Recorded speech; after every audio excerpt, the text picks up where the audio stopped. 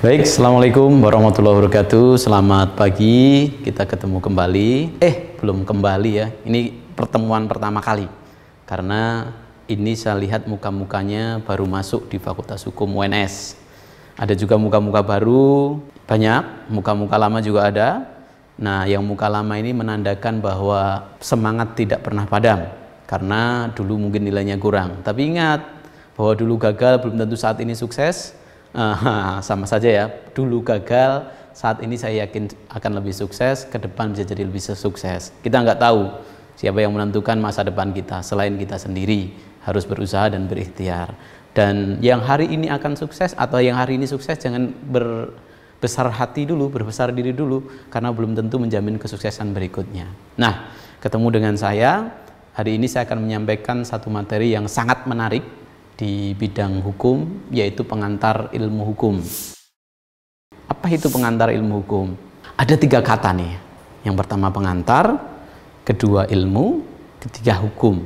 Jadi pengantar ilmu hukum. Nah, pertama kita bicara mengenai pengantar. Pengantar itu introduction. Introduction itu ya sekedar pengenalan, mengantarkan. Coba kita misalnya bayangkan bahwa seorang ayah atau seorang ibu mengantarkan anaknya ke sekolah. Ada tujuannya kemana? Ke sekolah. Nah, dia mengantarkan. Nah, ini mengantarkan saja. Sehingga kalau kemudian kita lihat kata pengantar, itu subjeknya siapa? Ya si ayah, si ibu. Nah, dalam konteks kuliah hari ini, mata kuliah kita ini, kita tidak bicara subjeknya itu berupa orang. Kita tidak bicara subjeknya itu berupa benda besar atau apa, tetapi subjek yang kita bicarakan adalah mata kuliah. Nah, mata kuliah ini adalah namanya pengantar ilmu hukum. Jadi inilah hakikat pengantar, akan mengantarkan Anda ke sesuatu yang akan dituju. Nah, maka yang namanya dalam pengantaran itu, ya tentu Anda mempersiapkan dasar-dasar, misalnya mau ke sekolah apa yang harus disiapin.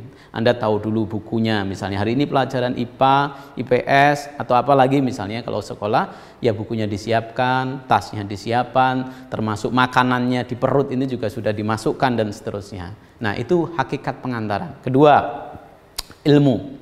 Nah, ilmu ini kalau bahasa yang paling dekat itu adalah dalam bahasa Arab. Ada bahasa lain misalnya ada scientia, ada sayo, ada sire. Nah, dalam bahasa Latin itu yang berarti semuanya adalah pengetahuan. Kalau dalam bahasa Arab ada namanya alama, ada namanya ilmu. Ilmu juga sama artinya, pengetahuan. Pengetahuan itu ya untuk menemukan sesuatu, untuk meningkatkan pemahaman sesuatu. Bahkan dengan pengetahuan itu ya proses untuk mengetahuinya sangat tersistem. Dengan pengetahuan pula kita menjadi tahu sesuatu yang sebelumnya tidak tahu, sesuatu yang sebelumnya sudah kita ketahui bertambah lebih mengetahui lagi.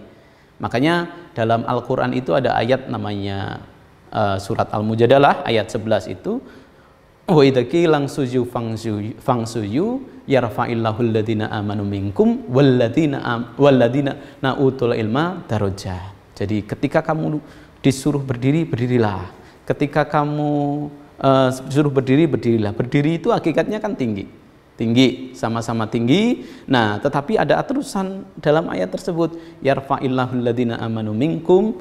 Allah itu akan meninggikan orang-orang yang beriman. Walladzina utul ilma. Dan orang-orang yang berilmu darajat, beberapa derajat. Sama-sama tinggi, tapi khusus untuk orang yang beriman dan berilmu, tingginya itu lebih tinggi nih.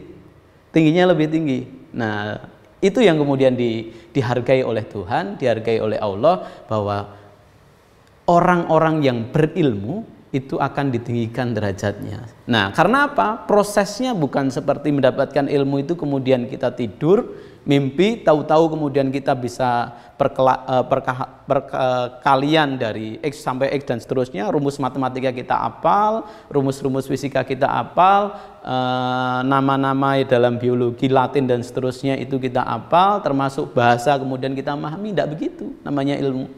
Ilmu itu dalam bahasa Jawanya oleh kanti laku. Nah, laku ini apa? Laku ini proses untuk mendapatkan, yang itu diperoleh dengan cara kita berusaha, tersistem.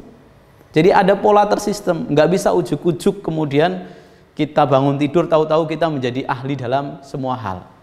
Nggak bisa kemudian kita makan ya, makan tahu-tahu kemudian kita langsung bisa mengetahui ilmu tentang gizi. Ya, ada prosesnya, proses belajarnya ini. Nah, Tuhan Allah itu menghargai proses belajarnya ini, yang dalam Jawanya disebut laku ini. Nah, laku ini, proses belajar ini yang kemudian dihargai dengan meninggikan derajat orang yang berilmu.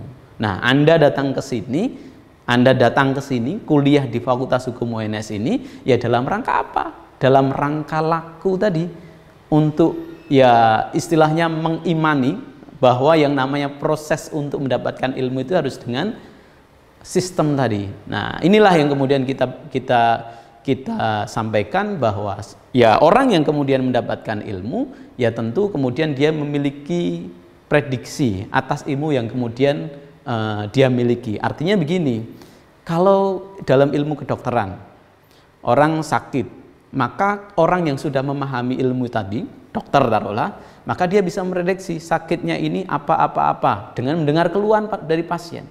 Ya, dengan mendengar keluhan pasien, ini prediksi. Diperoleh dari apa? Bukan dari jin atau apa namanya, tapi dari ilmu yang kemudian dia pelajari. Inilah namanya tersistem. Ilmu itu begitu. Nah, ada beberapa cabang dalam ilmu itu, ada dua secara umum, ada namanya science yang kita kenal dengan nama ilmu alam, dan ada social science yang kita kenal dengan ilmu sosial. Nah, kalau sains, ilmu alam itu ya ilmu yang berkaitan dengan deskripsi, prediksi, pemahaman tentang fenomena alam, bahkan dalam apa yang ada dalam tubuh manusia physically, bukan tubuh manusia dalam sifatnya, tetapi physically. Nah, itulah yang kemudian disebut ilmu alam atau kita namakan sains. Nah, kalau Anda dulu di SMA, ada yang namanya masuk di IPA. Nah, IPA itu ya sains itu, ya contohnya ya kemudian kalau dalam kuliah ya nanti ada cabang ilmu dalam bidang kimia, fisika, kedokteran, biologi dan seterusnya, matematika termasuk di situ.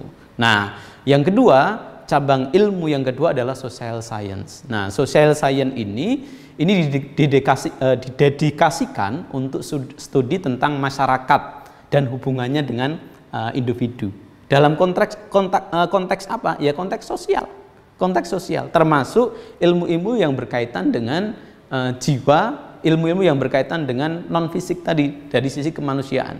Misalnya seorang filosofis dan seterusnya. Nah, dalam misalnya kita ngambil jurusan, ya ada nanti jurusan psikologi misalnya, jurusan filsafat, ada sosiologi, ada politik, ada bahasa, ada antropologi, ada sastra, dan ada hukum. Yang Anda masuk ke sini ini masuk dimensi dalam cabang ilmu sosial. Jadi kita sebut namanya adalah social science. Kira-kira ini secara utuh yang nanti akan kita pelajari ketika Anda mengambil mata kuliah pengantar ilmu hukum. Sekian, terima kasih. Assalamualaikum warahmatullahi wabarakatuh.